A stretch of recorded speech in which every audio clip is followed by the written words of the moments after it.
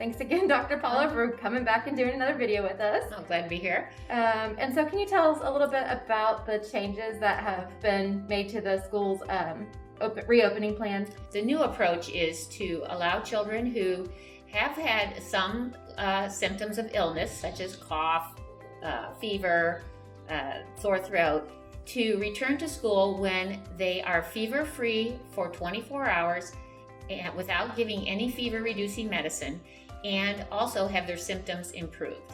So this will prevent children from having to sit out the entire 10 days for just a little sniffle. What about, so if a child is exposed, and what is the definition of exposure again? So what we are considering exposure is a child who has been within 6 feet of an individual who has tested positive for COVID, and that you've been in their presence for at least 15 minutes, consecutive minutes. So those children that haven't have been exposed are going to have to still follow the CDC guidelines and be out for the 14 days. And I think one of the other big changes were the types of masks that are allowed. Can you clarify that a little bit? Yes, we're trying again to make sure that people are wearing masks as part of the prevention of transmission.